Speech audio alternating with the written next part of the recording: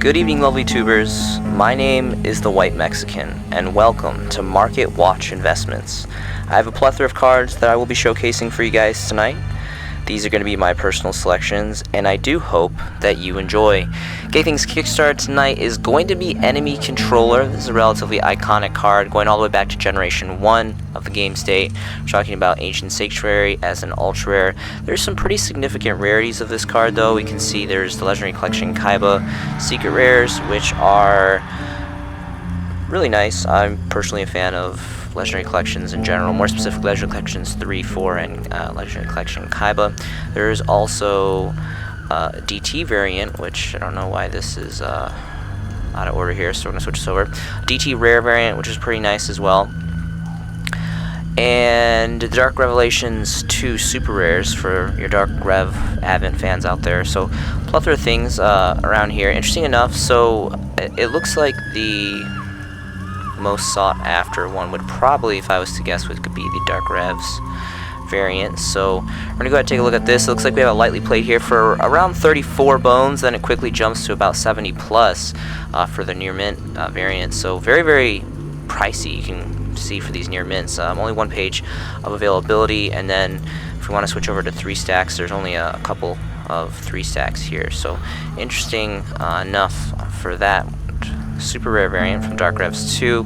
Then of course we have the original OG Generation 1. For some reason the image is not loading here. We're going to go ahead and take a look at some near mint first editions lightly played.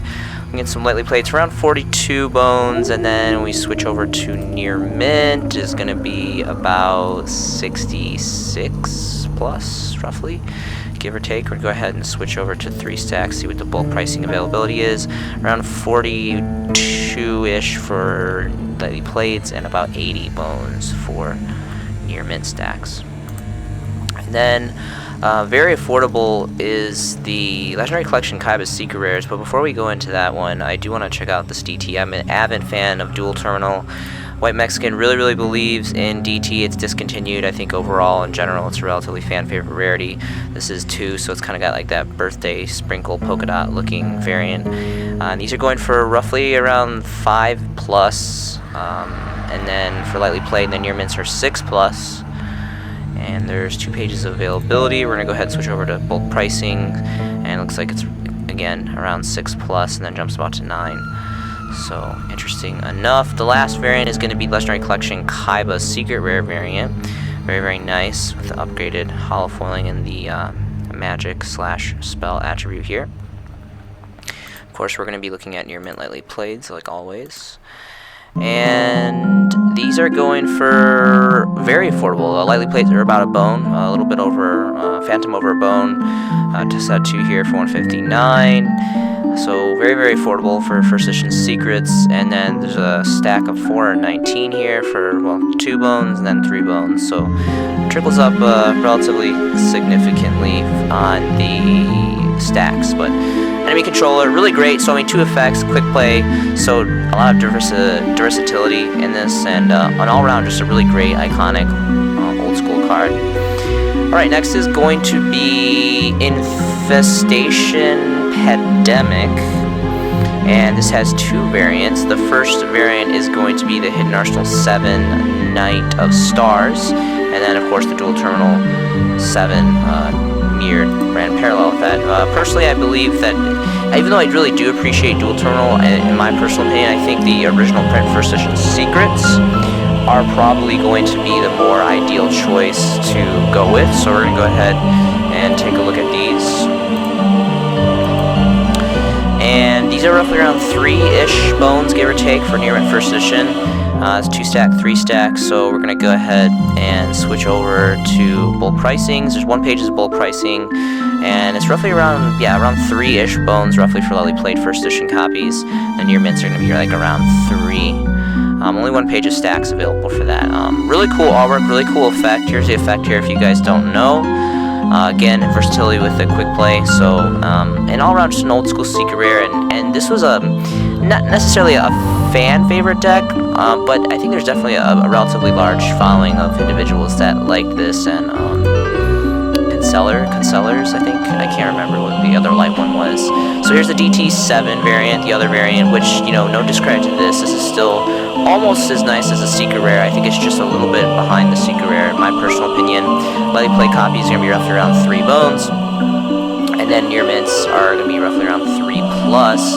If we switch over to stacks, again, 1 page of availability, and it's, again, like around 3-ish, 4-ish bones for playsets of the Infestation Pandemic. Moving on, it's going to be Super Rejuvenation. I talk about this a lot. It's been some time since I've reviewed this. I think this is a critical card. I think this is a highly underrated card. For the longest time, this card used to be forbidden, banned, and maybe like a year or 2 years ago, it got released off the list. And White Mexican Theory, my personal belief is you never really know what is going to come off the forbidden ban list. Konami is very unpredictable. They randomly decide to just bust out juggernauts from these lists. It does take quite some time. There's some cards that have just literally been locked up for it seems like almost like 2 decades now, or close near it, that they've been locked away. There is the fear of erratas, of course, but you never really, time will tell. We can never really know what they're just going to decide to errat or not.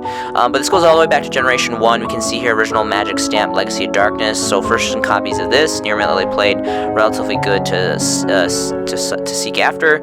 Of course, we have the Lost Art promotionals, which is, a really cool ploy by Konami. I think is a really cool idea. The 2 biggest blunders that Konami made with this promotional is, one, they made all the promos in ultra rare variants, which is just the most disgusting, terrible rarity of all time, in my personal opinion. If they would have made these secret rare promos, that would have made them a lot more desirable, in my personal opinion. The second issue with the Lost Art promotionals is they just choose really just not very good censorships. Like some of the Heartbeat stuff and obviously DMG were iconic cards to target for this promotion, but a lot of the other stuff is just really not that good. They pick very minute changed artwork, and it's just really not that interesting to me personally. And then of course we have the Mystic Fighters and Legendary Collection 4 super variants. Ideally, if you're not going to get the original first edition Magic Stamped Legacy of Darkness Generation 1 copies, I would recommend that you get the Legendary Collection for Joey's World. A little biased again, I'm a huge fan of Legendary Collection 3 and 4 and Legendary Collection Kaiba, some of my favorite all-time. Can you even say subset? I mean, they're Legendary Collection sets, so they're technically reprint sets, so they are kind of like subset side sets, but they're just they're more special. There's just something about it. Like the Generation 1 anime characters and just kind of the Gen 1 theme behind it, like old school cards and high rarities. It's really fun to me, and it just has a lot of collectability value to me personally, and I think we can see that being reflected in the market now that these sets are going on about 10-ish years old now. So not Legendary Collection Kaiba, that's more recent, but as far as Legendary Collection 3 and 4, they're getting up there in age. And this is very, very cheap. If you guys aren't aware, again, this is an insanely ancient card. This is what this card does. It's just great draw power, depending on the situation and the deck you're playing. Artwork isn't the greatest, but again, has the versatility of being a quick play magic card. And White Mexican Theory, I'm all about draw power. You need draw power to get to your resources and kind of make your deck flow. And it's just an all-around great time. So extremely affordable, relatively across the board, under a bone here. Even switching to stacks, it's about a half bone for this 5-stack. And then there's a 4-stack here for near mint. First editions exclusively, and they're still under a bone. Plenty of pages availability, even for bulk prices for that. Next is going to be Infernity Barrier. So Infernities was an era, unfortunately, I was not part of the game of, so I didn't get back into the game until after graduation of high school, roughly around 2011, 2012 era of the game state, and this Infernity's kind of already had its stage time. It had already passed out of the spotlight, and but I heard this was a really fun deck, and I really do like the kind of mechanics behind this deck, and it's a very old now deck core, and I think there's a pretty good following of fan base behind it. This is obviously the main kind of trap card here. We have the super rare reprints from the 2012 tins, which are very old, and then we have the original secret rare variants, the Shining Darkness. Interesting enough that this card is so old, and even though Infinities isn't... I mean, back in the day, it was like a juggernaut deck. You know, it was so good. And then the ban list kind of knocked it down, and then it really just kind of got power crept over and kind of just ran over with the newer cards, and hasn't really recovered since its dawning era. But it's interesting that still there's only 2 variants of this card. You know, I think it's interesting that there's only two prints ever of this card. It just seems like such an iconic card for a very popular deck, at least in that series of the game state. So, and they're just such cool names. Like, I love the names, I love the artwork, and it just the mechanics behind this deck is just really, really fun. So, looking at the original print, first edition Secrets, lightly played, roughly around 25, 26 bones, and then when you switch over to near mint, it's going to be about 36-ish bones. If you want to check bulk prices, there's going to be 1 page availability. First stack of playset is going to be around 39.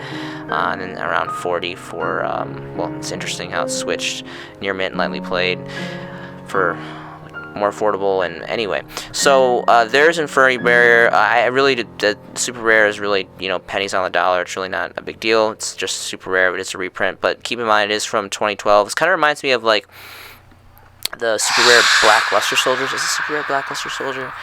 I'm sorry, I'm getting Super Rare Black Luster Soldier confused with the Super Rare tin promos of Arcelor Christia from, I think, the 2015 tins or something like that. The Dragon Ruler tins is a very affordable super rare that is very playable, and is just a great card. And again, with the secret rares being so hard to get for Christia, the super variants are specifically for that tin promo, not the subset super rare, which I think was Destiny Soldiers or something like that.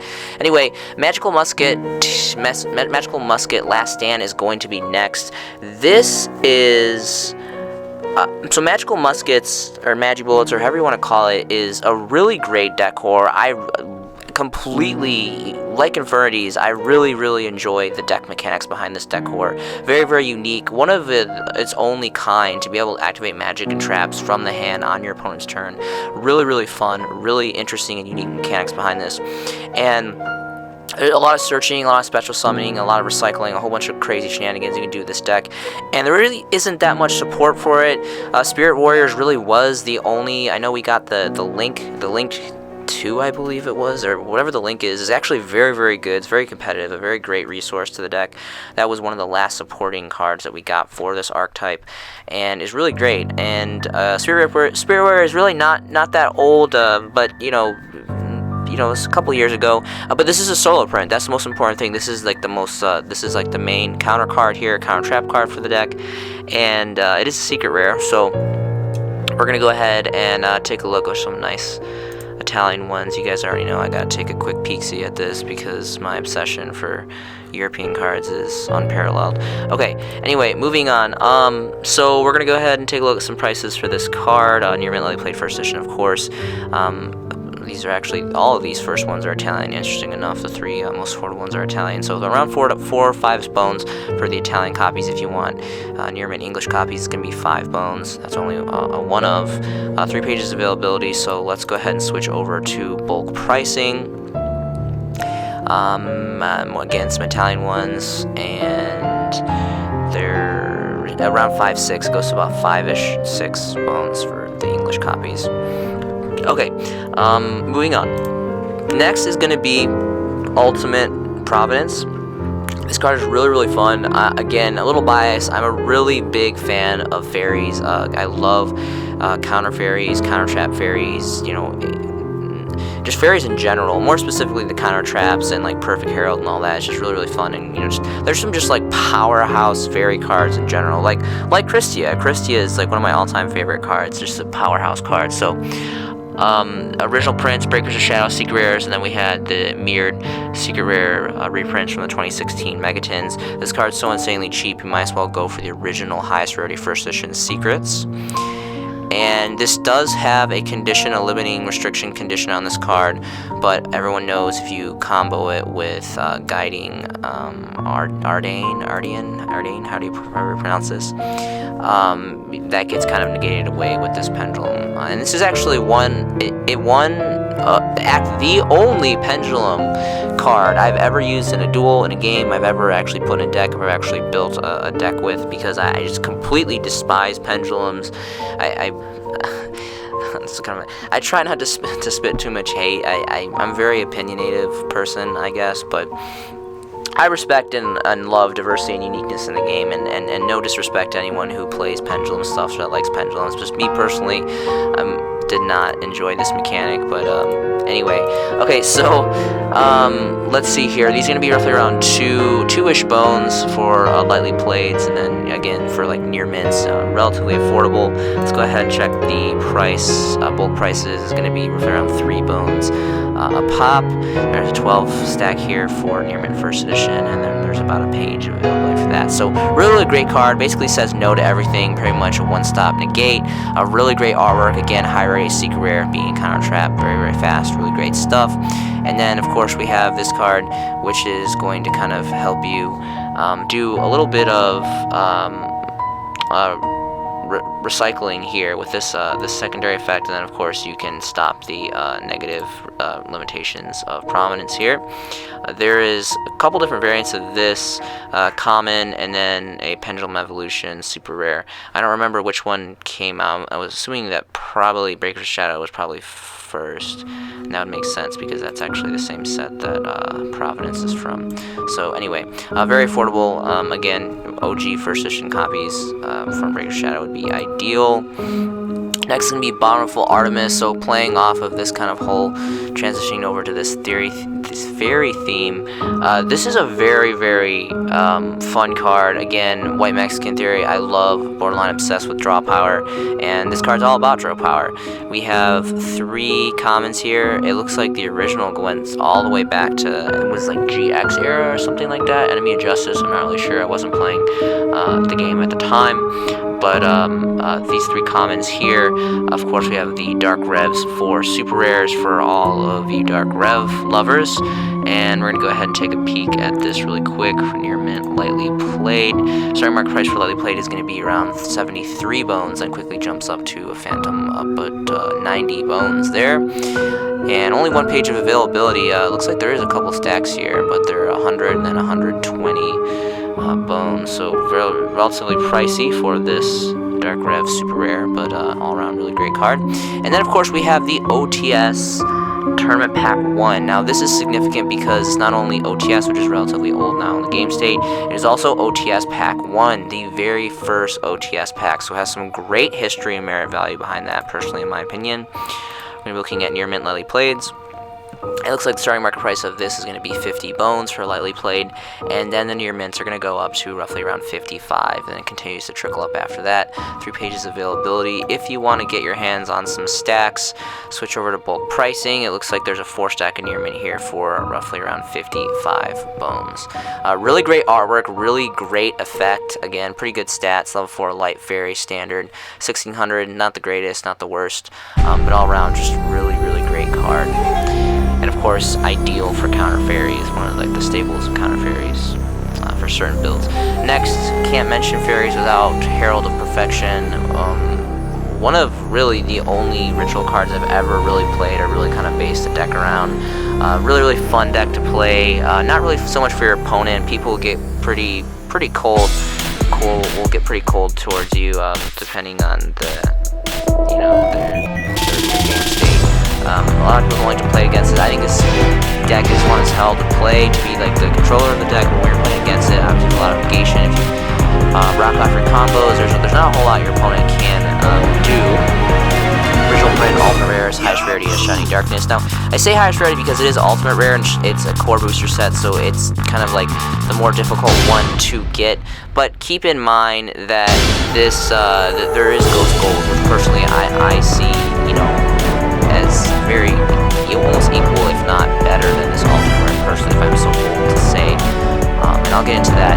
So, lightly plays, there's an Italian one, of course, for 60 bones here. And then for near mint, you're going to have to go on to the second page.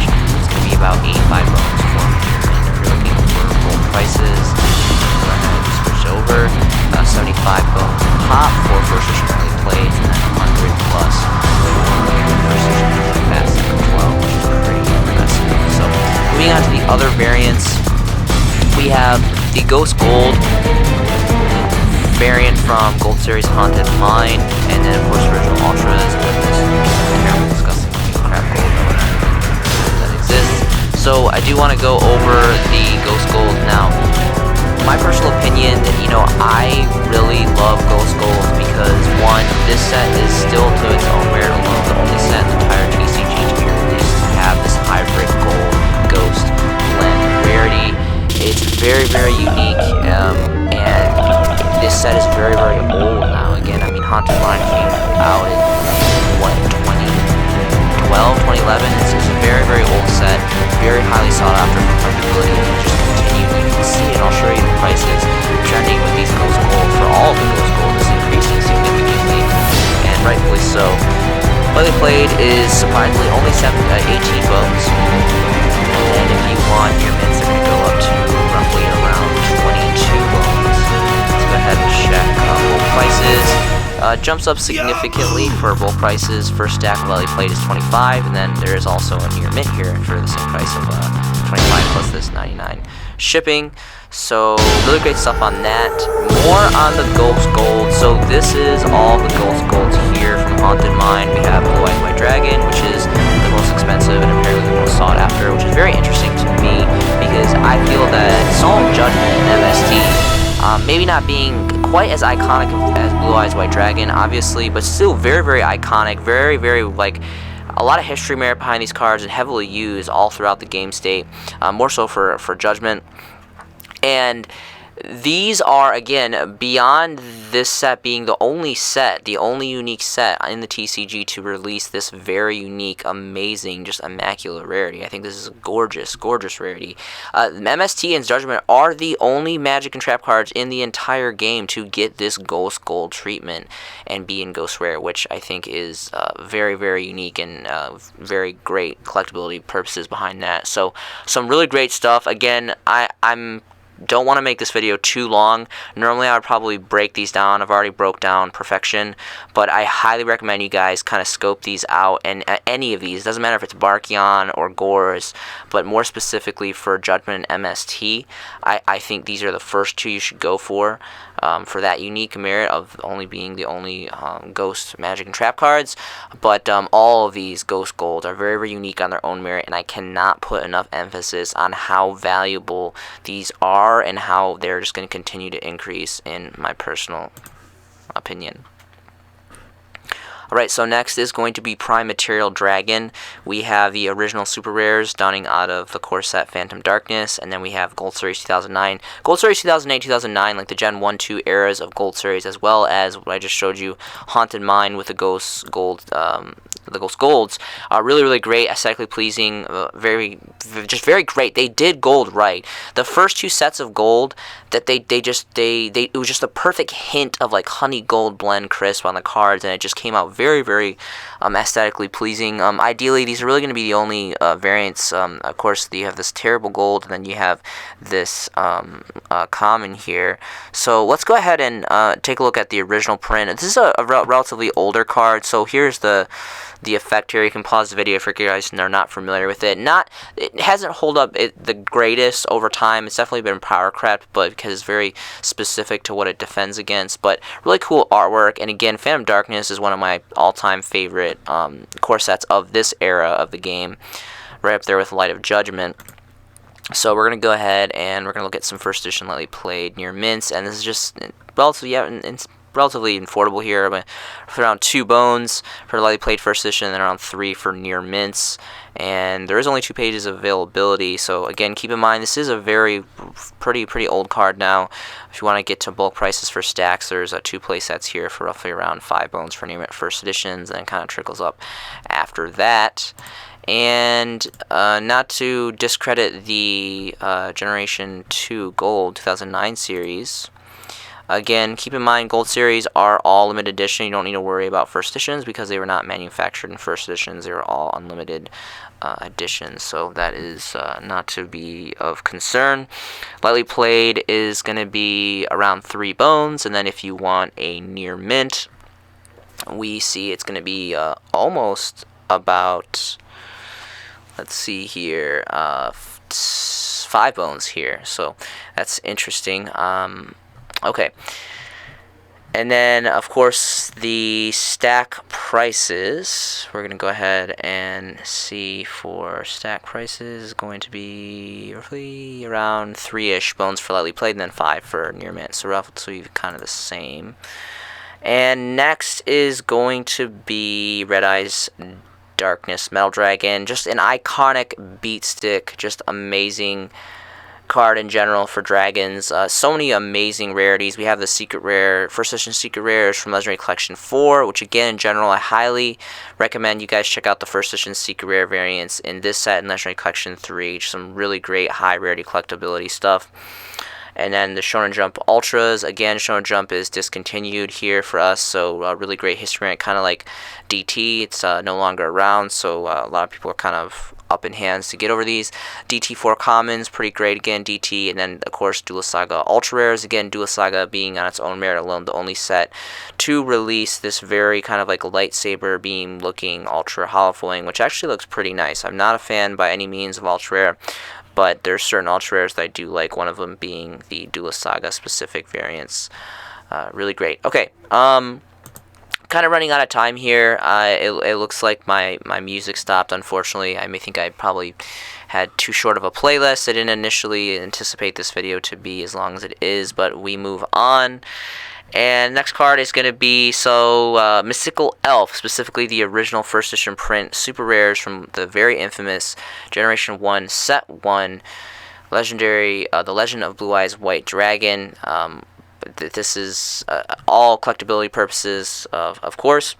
First editions here, lightly played. Now there is some Spanish Portuguese variants here that you can check out if you're into some South American cards. And then it looks like there is there's an Italian one. You know, I gotta take a look at this one. For 130 bones, it looks like you can get yourself an Italiano version. You'll have to forgive me. I get very confused between Spanish and Italian and the way they write things, and there's just it's. But anyway, apparently this is supposed to be Italian. Maybe, hopefully. Okay. Anyway. So, this is obviously an insanely ancient card, and the first edition copies are going to run you some pretty interesting money. So it looks like the first edition, potentially first edition English copy is 170, give or take, for near mint first edition. So it's actually relatively affordable, I think. It's still very pricey, but for given this being Generation 1 Set 1 first editions and it being near mint, that's really interesting. So we're going to go ahead and do some stacks. It looks like there's only Spanish variants of lightly played stacks. Very affordable. Again, with it being Spanish, though, it does decrease the desire significantly, in my personal opinion. Next is going to be Maiden of the Moonlight, dawning from Tournament Pack 2. So still to the day, this is a solo print for us here in the TCG, and it's got really, really cool artwork. And I think that this would actually be very sought after for a holofoil reprint. If this got a holofoil reprint, I just broke out with my last video. I started a new kind of reprint upgrade rarity series, which I want to kind of branch into as part of this channel. I think this is definitely another target that would be really great for a rarity bump as a reprint. More specifically, a secret rare. I think this card would just look gorgeous in secret rare, and I love the old school artwork, like this old school Generation 1 artwork where it's not really detailed, it's more like cartoony looking. I really love this style of artwork, and that the sheer fact that this is from Tournament Pack 2, which is an insanely old set and really hard, really competitive to get. Everyone wants Tournament Pack stuff for collectors, more specifically, and this card is just, you know, pretty good money. I mean, 15 bones pretty much off the base of the market price for this card, and then it continues to trickle up after that. So really cool card in general, more specifically for artwork and collectability purposes. And the last card that I have for you guys today is going to be another kind of obscure card from this kind of old school era sets, and that's going to be Amazon of the Seas. Champion Pack 5 was the original print, and then it got one single reprint here in Astral Pack 6. And this card, again, it's got like that old school, like really like kind of like anime heavy artwork, you know, with like the crisp chins and like the triangle noses. And I don't know, I just think this old school artwork is just it's so Gen 1 of the game, and like the beginnings of like the game. So it's really, really cool. A lot of great history merit on that, personally, in my opinion. And this card as well, obviously it only being, you know, in 2 variants, both of them being common. I think this would look great in Secret Rare. I think if this had a rarity upgrade to Secret Rare, reprinted as Secret Rare, I think people would go after it for collectability purposes. One, because the print value is so low on this, and just with this like this blue would look just fantastic. This emerald blue would look really great in Secret Rare foiling. So, and this card's, you know, roughly around 4-ish, 5 bones, pretty much all across the board. And let's see if there's any stacks. There actually is stacks. There's a fat stack of 43. So Wild Things Games holding it down with uniqueness, having a 43 fat stack for roughly around 4 bones. But don't forget this 149 sneakily shipping. So. Alright, thank you so much for watching these videos. I really appreciate all the comments, all the support, all the love. You guys are amazing. I am trying to build a community with this channel. That is my #1 priority. I want to create content that is unique and creative, but while still trying to stay relative, and just trying to make videos that you guys will enjoy. Yu-Gi-Oh! Has been part of my life for many years now. It's a very, very deep passion of mine. I love this game. There's so many amazing things that go into it: deck building, creativity, brotherhood, community. It's very important to have things that you really care about and you love, and things to invest your time and energy and financial resources into. And I think that's a really healthy part of life in general. I think it's life's kind of boring if you don't have things that you're really compassionate about or that you're really interested in. So the world's a crazy place. Please remember to take care of each other. Loneliness, isolationism, depression is a real thing. Please be a friend. Please be a brother or sister. Be sure to look after and love each other. I hope you guys are making some fantastic Yu-Gi-Oh! Investments yourself. This has been a showcasing by The White Mexican, and I'll see you in the next video.